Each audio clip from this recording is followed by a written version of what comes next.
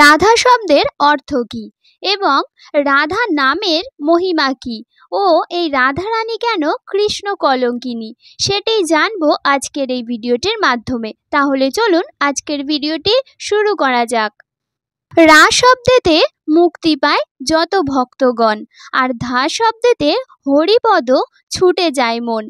যেই কৃষ্ণ সেই রাধা।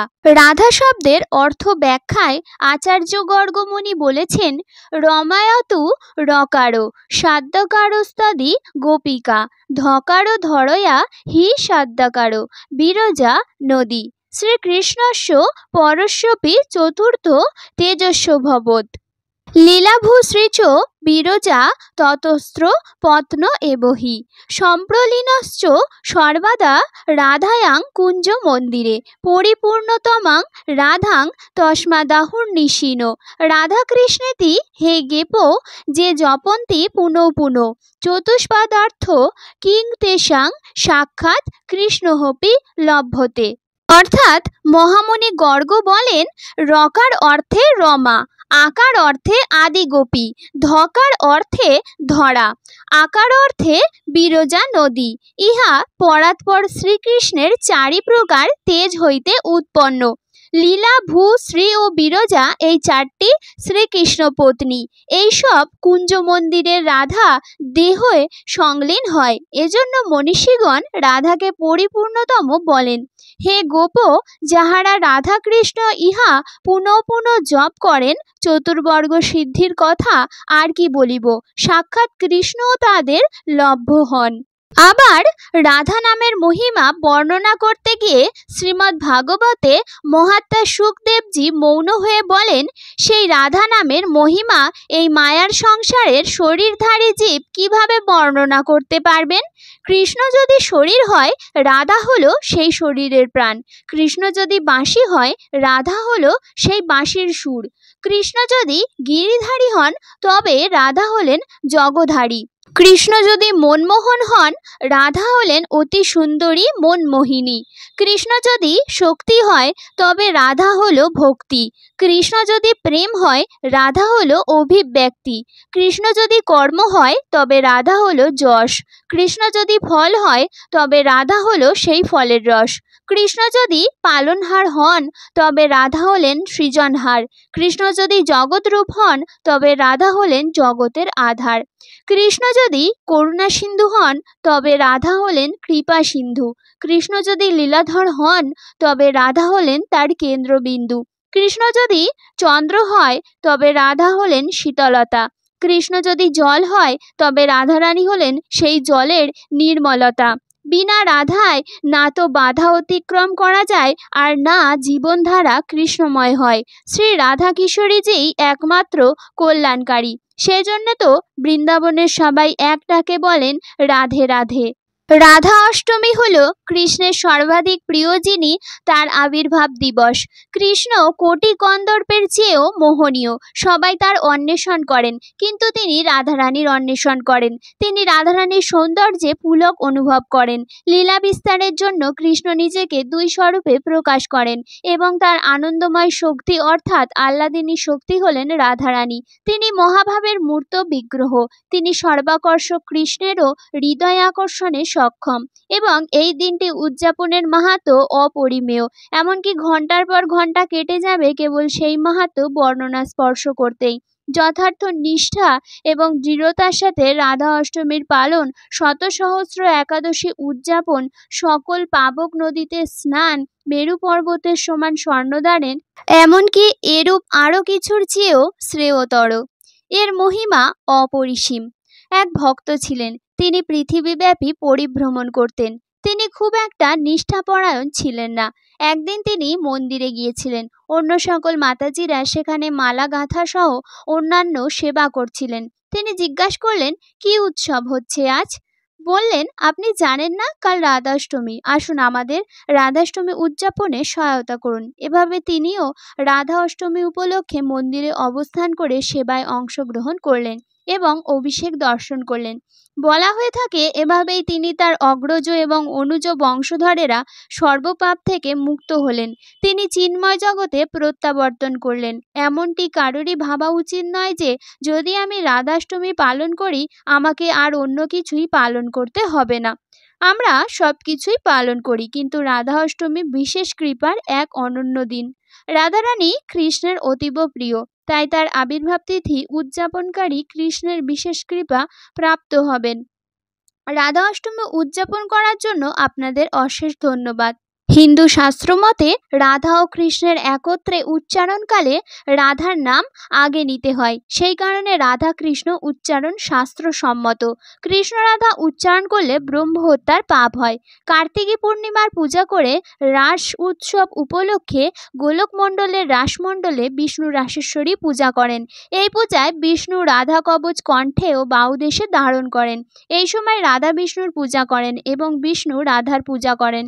রাধা বিভিন্ন নামে অভিহিতা হয়ে থাকেন। এর ভিতরে 16টি নাম পাপনাশক, যা মনন এবং চিন্তনে ভক্তদের ভগবৎ প্রেম বৃদ্ধি পায়। সর্বোপরি এই নামগুলো ভগবানের সাথে ভক্তের বন্ধন দৃঢ় আর স্থায়ী হতে সাহায্য করে।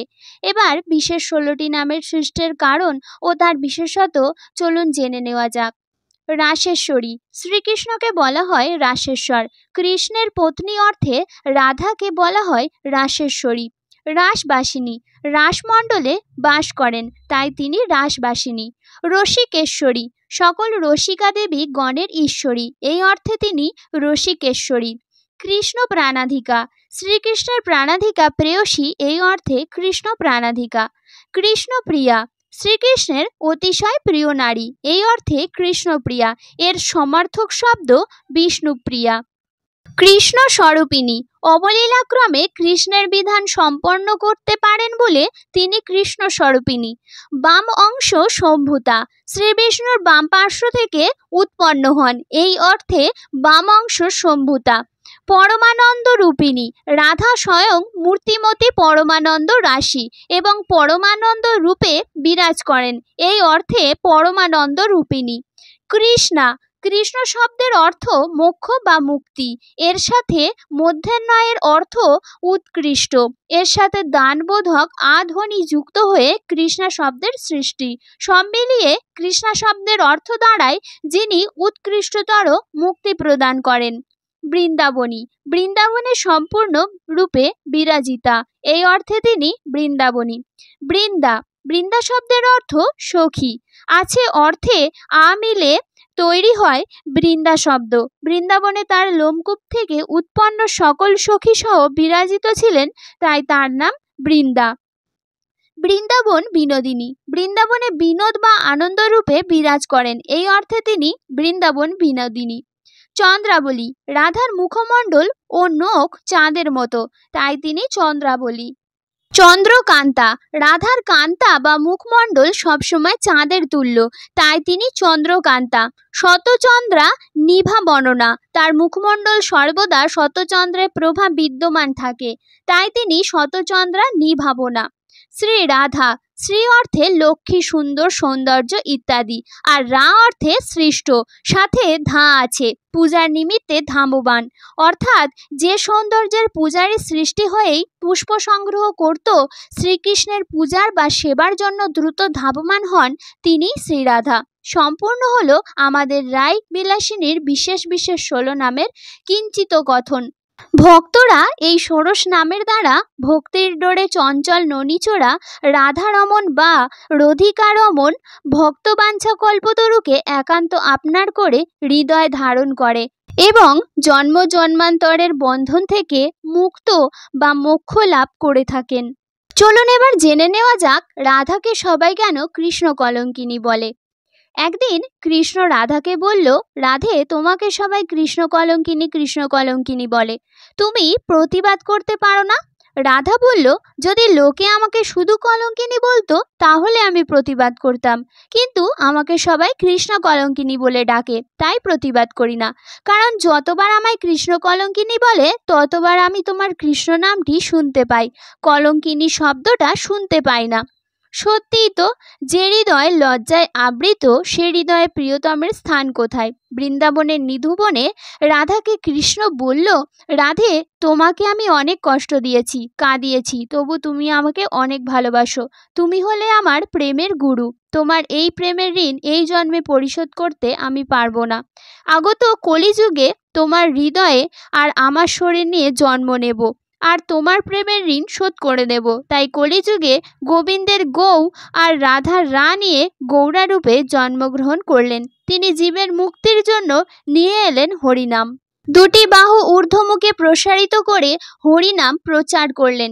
দেখুন, এটাকে বলে স্যারেন্ডার অফ লাইফ, অর্থাৎ আত্মসমর্পণ। উপর দিকে বাহু তুলে আত্মসমর্পণ না করলে ঈশ্বরের কৃপা লাভ হয় না।